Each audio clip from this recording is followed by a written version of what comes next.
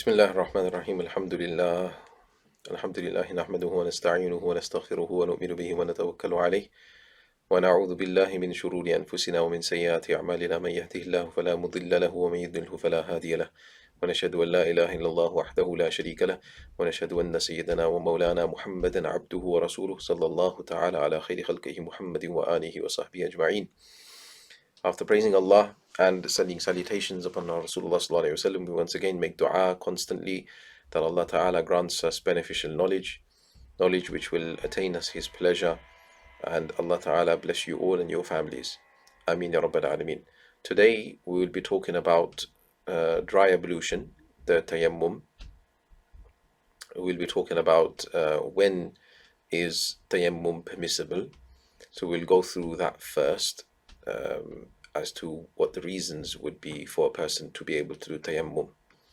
After that, there will be some general rulings being mentioned when a person does tayammum, what a person does tayammum upon, what matter is tayammum allowed upon, and then the actual method of tayammum. I will show you practically how to do tayammum. So we'll go through that, and then one or two rulings regarding tayammum will then be mentioned. Then we'll move on to the topic of wiping over the footgear, over the khufs. So the khufs are a sock, a certain type of sock, which I will explain in the summary what type of sock this is. But this is a certain type of sock that was worn on the foot, and this is a sock which then would the masah, wiping on the sock, would be allowed instead of or substituting the washing of the feet. So normally in wudu we're talking about, a person is meant to wash their feet. You can't wear the khufs for ghusl, right? So the khufs are worn instead of washing the feet in wudu. You substitute that washing of the feet and you do wiping over the khufs instead. So you wear like a skin on top of your foot. So the idea behind the khufs is it's like if you can understand concept wise before you actually study the topic, the khufs form like a skin. It like becomes a skin on top of your normal foot, on your foot, right? So when the state of ritual impurity, when the wudu breaks, when that state comes, it comes and lays on top of the surface of the actual khuf. So there's a concept here, yes? So then when you wipe over that khuf, then that state goes away, meaning the impure state goes away, and now you're returned to this pure state when you do wudu fully, yeah? And you wipe over that khuf. So the idea, hopefully you can understand, behind this khuf is like a skin. It's like a power that you use, and this khuf has, hence you can understand the power of the khuf is to block any impurities from going onto the hadith, we call it, from going onto the foot. It prevents it penetrating onto the foot. It lays on top of the actual khuf. So that khuf, it has this kind of power. So when the time period, we will talk about when we talk about the time period in detail in the lessons, inshallah. But when the time period, you can understand that from now here, when the time period starts, 24 hours, 72 hours, it will be from when the power of the khuf is now being used. So power of the khuf, understand what that is, what it does, and then when it will start to come into motion and come into effect, and hence the 24 hours, 72 hours, which you will understand later, will start from. Bismillah ar-Rahman ar-Rahim, alhamdulillah wa salatu wa salam ala Rasulillah. So now we start regarding dry ablution, tayammum. So tayammum is, in essence, when a person does not have water or is unable to use water, then instead of wudu or instead of ghusl, so it substitutes both wudu and ghusl. And the dry ablution, this tayammum method which we will talk about, is for both of them. Same method, no difference for both, meaning a substitute for ghusl as well as a substitute for wudu. So tayammum is like an alternative, a substitute, a last resort that you would resort to when a person does not, in essence, have water or is unable to use water. So the first one it says being roughly one Hashemite legal mile, meaning a mil shar'i, which is 1.16 miles or 1.86 kilometers away from water. So if a person is this far away from water, 1 mile away from water, one legal mile, a shar'i mile away from water, which is 1.16 conventional miles away from water, then they are allowed to do tayammum, this dry ablution. The next second one it mentions is when it's extremely cold. So when a person finds themselves in extreme cold and a person fears with reasonable likelihood of either becoming ill or a loss of or damage to their limb, one of their limbs, the limbs of either they're doing wudu or either they're doing ghusl, then if they don't have any access to heating that water, that freezing cold water, then they can resort to dry ablution, to tayammum. There is some scholars who have mentioned that ghusl will be allowed in this, meaning instead of doing ghusl, you're allowed to do tayammum, because if you wash the whole body, then this is more likely that you would become ill. But wudu, the limbs of wudu is just the face, the arms, and the feet. You're not going to become ill, or your limbs are not going to fall apart, fall off. You're not going to get frostbite, for example, by doing that. But if it's extreme cold, and if a person does fear that, then yeah, it would be allowed for a person not to do wudu and substitute that wudu with this dry ablution with a tayammum. So it's extreme cold which we're talking about, the fear of life or limb, in essence, becoming ill even. Moving on, then he mentions sickness. A person who is ill, a person is already ill, and by using water, their illness will become worse, or they cannot use water in this particular illness, or their illness will become prolonged. So they will be ill for a longer time now because of performing ghusl or because of performing wudu. Again, the rules for ghusl will become more relaxed, because we can understand in ghusl that might happen. For wudu is only a few limbs, but it's still allowed. But it needs to be considered that there's a slight difference between the allowance in ghusl and wudu in terms of relaxation. Yeah. So so the illness would either make it become worse or it will become prolonged. And that's the illness what we're talking about. Yeah, it has to be, again, there has to be a likelihood, a strong likelihood that this will be taking place, meaning the illness will become worse, or it will lead to a loss of limb, or it may even lead to a loss of life. And how would that be ascertained is either three ways. One is either they've got clear and obvious signs that this will happen. Number two, the second is through past experience, or number three, through a medical expert, uh, the opinion of a skilled medical Muslim physician who is openly not corrupt. They're not sin. They don't openly commit sin or anything like that. They seem to be somebody who understands the deen and religion. Then if this person was to advise a person saying that this will be the case, your illness will become worse, or it may even lead to a loss of limb or something like that, or your illness will prolong, then the person will be allowed to do tayammum. Moving on, the next reason he mentions wounds on most of the body. So when we talk about wounds on most of the body, again, wudu and ghusl difference, that if the wounds are if a person is doing wudu, then the wounds will be considered on the limbs of wudu. So if the face, the arms, the feet, the head won't really much, but yeah, the head as well. So these are the limbs that you have to consider, that majority is considered in accordance to them. Okay, so if majority of the arms, meaning the full arm, for example, or more than half of both arms, the more than half of the face, you've got maybe a person was involved in, unfortunately, a fire, and their skin was really burnt and things, they've got so they can't use water. You can understand why. So then majority of those limbs are have been scarred or burnt or something. Then a person will be, you got burn marks, or you got a certain degree burns. Then a person will be allowed to do dry ablution. So the limbs of wudu is what we're considering when we're talking about wudu.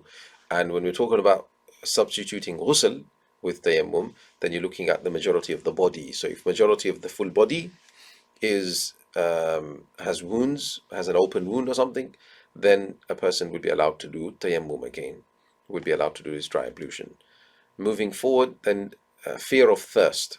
So fear of thirst is, in essence, when a person is traveling, they have water with them, but that water is only sufficient for drinking water for the duration of their journey. So drinking water for themselves, for their travel companions, and for their animals. Okay, so if a person fears that if I use this water for my wudu or for my ghusl, then I will have no more water for the remainder of my journey, and I will obviously be thirsty, or my partners will be thirsty, or my animals will be thirsty. So I need to save this water for that. Then again, a person will be allowed to do tayammum. Moving on, fear of an enemy or wild beast around the water. So there is water there, there's a well, or there's a tap, or there's some lake or something there, but a person can see that there is enemy and wild beast there, or predatory animal there, and if I go there, then they will obviously harm me. Then a person is not obliged to go there, and they can do dry ablution, not go to fetch that water and put themselves at risk here. So that's another valid reason as to why a person is allowed to do dry ablution. Moving forward, lack of apparatus. So you don't have equipment to take water out of the well. So if you have no rope, or you don't have a bucket or anything like that, by which you can draw out the water from the well, the water is there, but you just can't get that water. So again, same thing would apply if the water is, the taps are seized in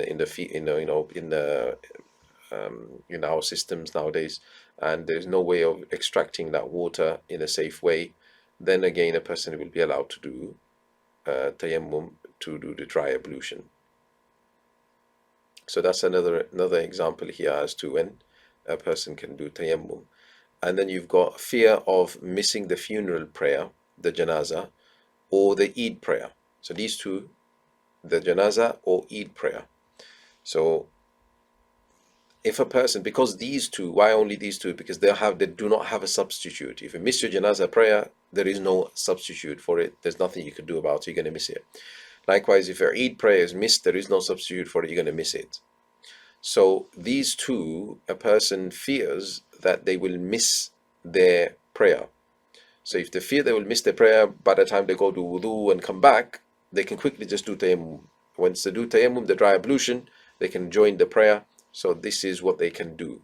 Then it says, even if building upon one's prayer, if one's wudu is nullified during the prayer. So what it means is that these two prayers, if you were in the janazah prayer, you actually did proper wudu with water, and you started that prayer, but then you broke that prayer, either the janazah or Eid prayer, and you started with actual wudu, for example.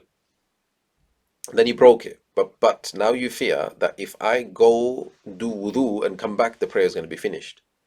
So then you can just quickly do tayammum and then continue your prayer. That's what he means by building upon one's prayer, meaning continuing upon the prayer that you've already prayed. So you prayed a bit of the prayer, you broke your wudu, so you quickly do tayammum and you continue your prayer. You built upon that prayer.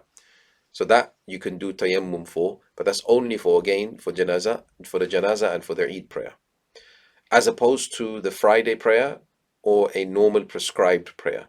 So the Jumu'ah prayer, or the 5 times salat, normal 5 times salat, they have substitute, meaning if you miss the Jumu'ah, you can pray the Dhuhr prayer.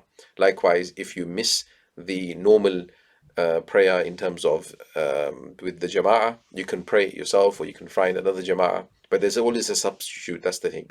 Or if you're going to miss the prayer in terms of it being ada, you're going to miss the prayer time, but you're going to be able to pray qada. You're going to be able to pray the make-up prayer.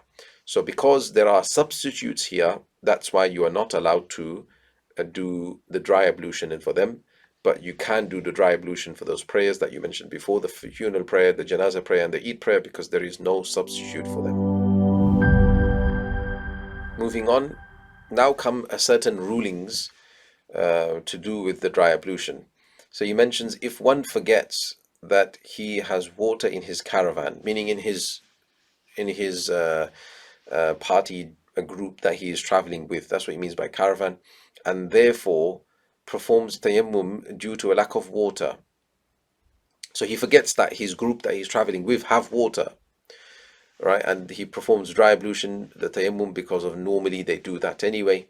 He does not have to make up those prayers upon remembering the water in the caravan, and Allah knows best. Meaning that later, after having prayed that prayer, then they remember, oh, I've prayed so many prayers already with dry ablution, with the tayammum, but I remember they had water there.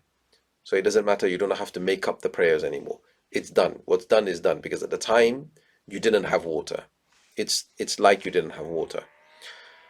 Tayammum, next one is tayammum may be performed with any pure substance of the earth.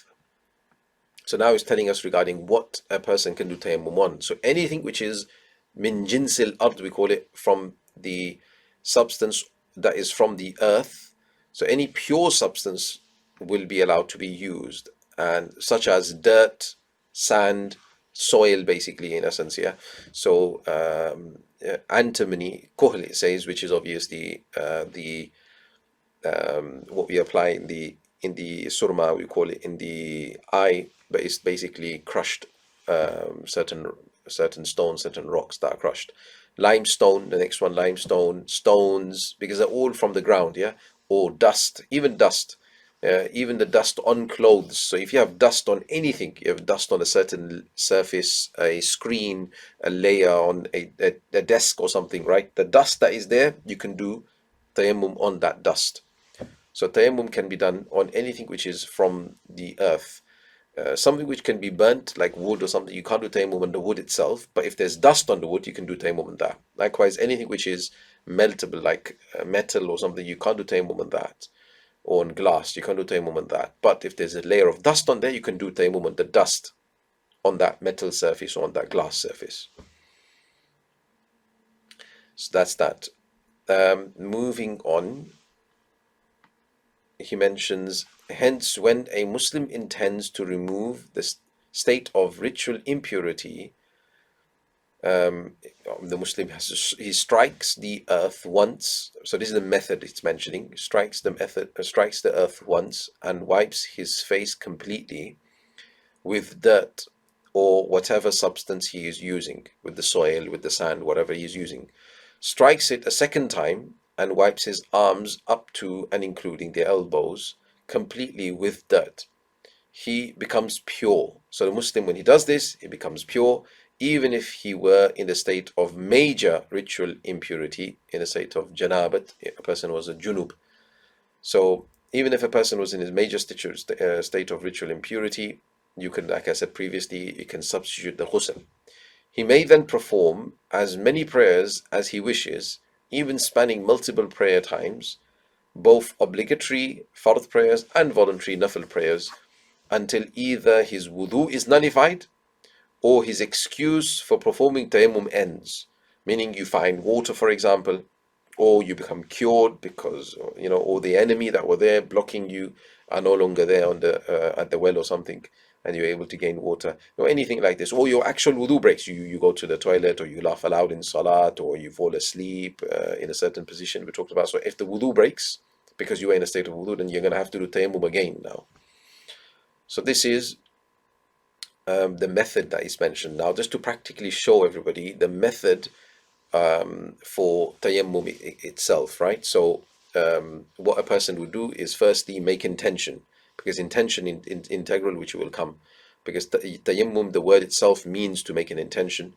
Yammama yuyammimu, which means to intend. So intention is integral. A person must make an intention.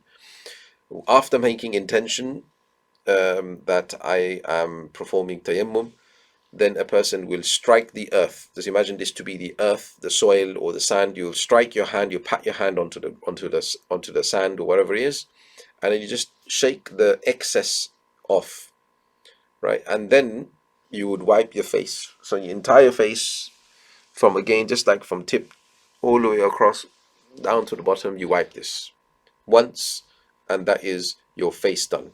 Then you pat your hands again, shake excess off, and then you would you wipe the right hand first, and then you wipe the left hand. So how you wipe the right hand? So this is the right hand I'm going to wipe, and you wipe it with the left one. So what you do is you split your hand into two parts. So these index finger, thumb, and this part of my palm, I'm going to leave. I'm not going to touch that down. The rest of my hand, these three fingers, as well as this like triangle here of my palm, I'm going to use that. I'm going to use that. So I'm going to place down on my back of my hand. If you can see, I've placed that part of my palm. This part of it is still not touched, not touching anything. It's just left. So I'm going to place it here from the tips. I'm going to wipe all the way down using that three fingers and that one triangle, like I said, of your palm. You're going to be using that. So I'm going to wipe all the way down the back of the outside of my hand, my arm, all the way down on the outside. And then I get to the end, and now I'll place my palm down beyond the elbow, and then I slightly twist, and then I place the rest of my fingers and the palm and my thumb down, my index finger and thumb down on the inside now, the inside of my arm. I'm coming up all the way the inside of my arm. Okay, so that's that. So same thing goes for this side. When I do, when I wipe on with my right, I'm going to wipe my left hand. So you just like that. It's very quick. So you make an intention, pat, pat, shake, wipe, pat, shake, this, done. And some people have mentioned just to do the tips, just put your tips into the ground again, just so your tips are done as well. And that's it. It's very, very quick. Within a matter of seconds, you can just do your tayammum. So this is how the method of tayammum, this is the way to do the tayammum, it says. So now moving on to the next mas'ala that he mentions. If one has wounds on his body, yet his uninjured limbs are more than his injured limbs. So the uninjured ones are more than the injured ones. So you got wounds, but not majority of the body. He must wash the uninjured limbs and wipe the wounded ones, as long as wiping them does not hurt him, meaning with water, wipe with water. Otherwise, he may leave those limbs neither washed nor wiping them, meaning you don't need to do wash them, don't wipe them. But you can't do a gathering between, like, oh, my arms are injured, so I'm going to wash my face and I'm going to do tayammum in my hand. You can't do a mix of both. So he says, one may not, however, wash some limbs and perform tayammum as well. Because remember, the point here is that tayammum, that dry ablution, is a substitute of wudu, of washing. So you can't have a substitute as well as the main, the one that you're substituting, both found at the same time. So on a pitch, for example, in a game, if there's a substitute that comes on, the one that is being replaced has to come off, right? You can't have a substitute when the other one is still there, both of them at the same time. You can't have that. So in the same way, you can't have your wudu that you're doing partially and you're doing partially tayammum. You can't do both. So if majority of the limbs, like he explains, majority of the limbs are not wounded, you cannot resort to tayammum. So now, because you can't resort to tayammum, what do? So he says you're going to have to wash the parts that are not wounded, wash them, yeah, and then you wipe over the limbs, the parts that are injured that you can't wash, okay, and that's if you can wipe over them. Best thing I would say is you use a spray bottle. Spray bottle is the easiest. You put water into that spray bottle and you can spray. So it's so easy, you don't have to even go to the sink. For some people who are ill, this is the easiest method. You put a small towel down so that the floor doesn't get wet. You spray onto your limbs, you spray onto your face, and you get at least 2 drops. We talked about previously, at least 2 drops falling off that limb. You spray on your arms, and you get at least 2 drops falling off the limbs. Spray on your other arm, at least, you understand. Then hopefully the parts that are injured, then those parts, hopefully the wounds, where the wounds are, those parts hopefully will not become um, you know injured further, because spraying is only going to be a little amount. And if a person is hesitant in using onto those limbs, then don't wipe over those limbs, those wound areas. Wipe everywhere else. Yeah, wash everywhere else, making sure at least 2 drops are falling off the other parts. The wound part, you can just leave it. The rest of the limbs have been washed. Your wudu will be done. Now, lastly, we move on to wiping the footgear, the khufs. So both men and women may wipe khufs, whether traveling or while in residence. So both men and women are allowed to wear these khufs and wipe over those khufs. Now the khufs must cover both ankles, even if made out of dense wool, um, which is the juh. So if they're made of dense wool, then still will be allowed to be used, which will come regarding in terms of um, the conditions for this. Yeah. So in order to be able to wipe khufs, one must have completed wudu before its nullification. So before the wudu becomes nullified, the person has to wear the khufs. So you do a full wudu, proper wudu, wash your feet, do everything properly. You've got a state of wudu. In that state of wudu, you have to wear your khufs. So once you wore your khufs now, if afterwards you break your wudu, you are now allowed to do masah. You're wiping over the khufs. However, it is not a condition to complete wudu before wearing the khufs. So what does that mean? That is, if one were to wash his 2 feet or her 2 feet first, you're washing the feet first. Then wear the khufs. So you wear the khufs whilst you just wash your feet only, and then complete the rest of the wudu. It would be valid to wipe the khufs half afterwards. So it's fine, meaning as long as you wore the khufs when you washed your feet, did the rest of your wudu, before you broke your wudu, you completed the full wudu. So you've completed the full wudu. Now you are able to, when you break your wudu in the future, you are now able to wipe over those khufs. But if you washed your feet because it was very cold, you washed your feet first and then you wanted to wear your khufs, and then whilst you're doing wudu, you broke your wudu, you're going to have to take them socks off again. You're going to have to take them khufs off again, and you're going to have to do the full wudu again properly. Okay, so it has to be worn on full purity. That's the idea. Meaning the breaking of wudu has to have happened once the khufs were worn on full purity. If one is resident, i.e., not on a journey, then they may wipe over the khufs for one complete day and night, meaning 24 hours. Just remember, 24 hours is the easiest. And a traveler who's a Shari'i traveler according to what Shariat says, and that will come later regarding how to determine that, however, may wipe over them for 3 complete days and nights, meaning 72 hours. So just remember the hours, 24 hours, 72 hours, much easier to remember that. This time period during which one may wipe khufs begins from the time wudu is nullified, after having worn them in a state of ritual purity.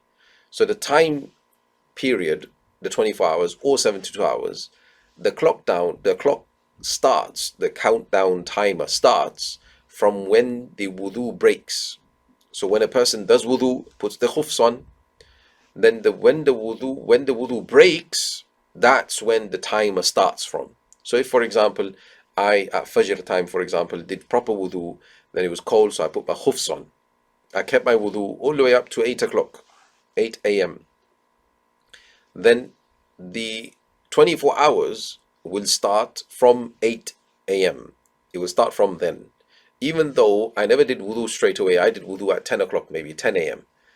But the time of 24 hours would have started from 8 a.m. until next day, full 24 hours, 8 a.m. So until 8 a.m. next day, I can carry on keeping them hoofs on and wiping over them.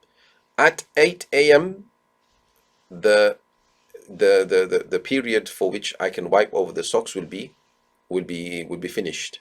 Yeah, the timer would have come to an end, basically. Okay, so he says this time period during which one may wipe hoofs begins from the time wudu is nullified. So that's the key thing here. After having worn them on a state of ritual purity, the minimum required area that must be wiped is an amount equivalent to the surface area of the person's three smallest fingers. So the three smallest fingers a person has, this area, yeah, this much area, surface area, must be wiped on top. This must, this much of the top of each one of the pair must be of the pair of socks must be wiped. So on both socks, on my right sock and on my left sock, that much, the amount of surface area for the three small fingers must be wiped over. So that's what it mentions over here. Now, when wiping over the hoofs using the three fingers that we talked about with that surface area, wiping over the hoofs on both left and right, right and left, should I say, you can only wipe, it has to be wiped over the top of the hoof, the top where the of the foot itself, not on the sides or on the heel area or on the bottom of the hoof itself. You can't wipe there. Even if you wipe there, it won't count. The top of the hoof, this surface area we talked about, is the amount that must be wiped. So the amount that must be wiped, it must be on the top of the hoof. If the hoof also, if it became wet by some means, somebody dropped water on you or maybe rain, and that much surface area became wet itself, then that will also suffice. The wiping is not necessary. The making it wet is the part that we're talking about here. Okay, then moving on to the next point, he says that each hoof must be free from holes that, if combined, are equivalent to the surface area of the person's three smallest toes. So the amount of tear or rip or hole that is allowed on your hoof, because we do allow certain amount of hole or tear on the hoof, but what amount? The amount of the smallest toe a person has, three of them smallest toes. So three of them smallest toes, up until that much amount is allowed. If the surface area equals now to the three smallest toes, then that tear is too much. It's too much a tear now. It's too much a hole now. Okay, you can't use that hoof anymore. You're gonna have to either patch it up or do something or buy a new one. So hence, if the holes of one of the pair, just one is considered, yeah, if one are less than that area, it is still valid to wipe it, even if each one is such, meaning even if each hoof, each sock is ripped, for example, to the equivalent of two small toes. The small toes, yeah. I'm showing you fingers, but you understand it's the toe, okay, of the feet. So two small toes. If one hoof, one of the sock is ripped to the two small toes, and the other one is also ripped two small toes, so combined together, it is more than three. But it doesn't matter. It's all fine. It's all okay, because each one is considered separately. So each one cannot be more than three small toes in terms of its hole. Now, that is, the holes of both hoofs are not combined, like I explained, when estimating. Rather, each one of the pair is considered separately. So each one is considered separately. That's something to understand here, okay? Now, the next part he moves on to is the sunnah method of wiping the hoofs is to begin from the toes, You put your fingers down with one's fingers spread apart. So like so, you spread them apart. You put them onto the toes, the top of the toes, and to wipe once towards the shin. So you bring them back towards the shin. You don't need to go all the way up to the shin, but you need to go up towards the shin, towards roughly the ankle area. So this is the method of wiping on the hoofs. And then he says the following things invalidate the wiping of hoofs. Anything that nullifies wudu. So anything that nullifies wudu obviously will nullify that wudu, and hence that hoof wiping will be broken. You're going to have to do a wudu and wipe over the hoof again. Second thing he says is taking even one of the pair off. So if you take one sock off, then that's it invalidates that the wiping. You have to take the other one off as well. You're gonna have to wipe. You're gonna have to wash the feet now. The wudu won't break if you have wudu. You just have to wash your feet. If you didn't have wudu, obviously, then you're gonna have to do wudu anyway. Then the expiration of the time period. So if the time expires, like I gave example from 8 a.m. to next day 8 a.m. So what do I have to do at 8 a.m.? The period of wiping over the socks has now expired. So I'm going to have to take the sock off. I'm going to have to wash the feet if I have wudu already. So unless based on reasonable likelihood, one fears harm to his feet due to extreme cold. So that's a different mas'ala. So if a person fears that due to extreme cold, a person fears really harm on himself, then a person can continue for longer. Because that's a mas'ala of, that's a ruling of need, then it goes into need and a different mas'ala. Most of one foot leaving the hoof. So if most of the foot was removed, and that's up to the heel. So if the heel was exposed, that means majority of the foot is now out. So now what happens? Majority of the foot has come out of the hoof. Then that means you have to take the rest of the foot off as well. You have to take the hoof off now. Maybe a person was trying to itch down, and then they opened the zip or pulled the sock down slightly, and they ended up taking off too much of the sock. So once you've taken too much of the sock off, what happens now? The wiping over the hoof becomes invalid. It is not valid, lastly he mentions, it is not valid to wipe a turban, a cap, face veil, or gloves. So wiping over these things, over a turban like I have on, or a cap, a hat, or face veil, or gloves, wiping over them is not allowed. Or wiping over the person's, your arm with your clothing on, you're not allowed to do all of that. Wiping over the foot with the hoofs on is the only thing that's allowed to be done, substituting the washing of the feet. You can't substitute wiping over the head, washing the face, wiping over the arms, or washing the hands. Sorry, you can't substitute washing the hands and things like this. So that's the reason of mentioning this particular thing. Lastly, we have left is regarding what type of sock is allowed to do. Are allowed to wear in this state. So that I will cover in the conclusion, inshallah. In the summary, I will cover this. So today we talked about the tayammum, dry ablution. We went through the reasons for why a person is able to do tayammum. So we talked about being 1 shar'i mile away, water is 1 mile away. If it's extremely cold, if a person is so sick that or ill that a person will become further ill, or their cure will delay as a result of using water. They've got wounds on most of their body, the limbs of wudu, or the body if it's for ghusl that you're doing tayammum for. Or if there's fear of thirst for the remainder of the journey, that a person will not have any water to drink for the remainder of the journey. Or if there is a fear of enemy or a predatory animal around where the water is, so you can't get to that water.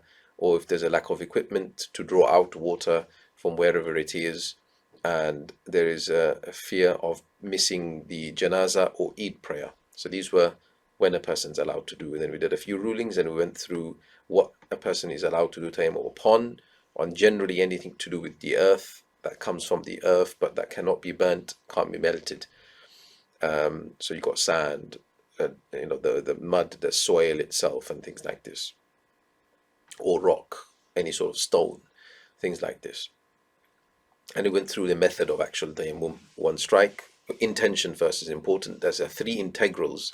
There are three integrals to the tayammum, which he didn't mention clearly, but yeah, the three integrals. One is the intention. Second is strike and wipe the face. Next one is strike and wipe right arm and left arm. That's it. There are three integrals to the tayammum, and that's all there is. And then we went through the wiping over the fuqiyah, the khufs. So I've already explained what the khufs are in the intro. Regarding the type of khuf that a person can wipe upon, so if the khufs are made of leather, full leather, then everyone agrees that this type of khuf is allowed to be utilized for for doing wiping over in wudu. But when the khufs are not made of leather, then according to the fatwa opinion in our Hanafi school, then they must be firstly thick material. It must be thick enough, thick material like wool, like a really thick cloth or anything like this, but thick enough that water doesn't penetrate through it. That's one condition. Water doesn't penetrate through it. It doesn't have to be waterproof as such, but water cannot penetrate through it due to the thickness, meaning. Likewise, it will remain on the foot. It remains on the shin, basically, without you having to tie it with anything. You don't have to get like a string or a rubber band or something to tie it. You don't have to do that. Because of the thickness of it, how thick it is, it will just stand on its own. It will just stay. So if you get a thick, if you understand, I'll just use my sleeve to explain to you. But my sleeve is so thin that I can't prop it up. I can't let it stand. It's going to flop because it's too thin. But if you get a thick material, if you make it stand, it will stay. It will stay standing. So that's what it means, that it has to stay because of the thickness. It has to remain on the foot, meaning above, onto the shin, without it being needed of any sort of tie or anything. So yes, they do have a elastic band maybe to make it more grippy, or they have a zipper or a zip on the side, or a button. Yeah, that's fine. You can have all of that, but it doesn't need that. That's the idea. So that's a second condition that's needed. That's thickness, waterproof, like I explained first. Thickness that it stays there. Thirdly, it can't be something which is so thin that it's see-through. You can see through it onto the foot. It can't be like that, because then obviously that will not be allowing. It will allow water to penetrate. Yes.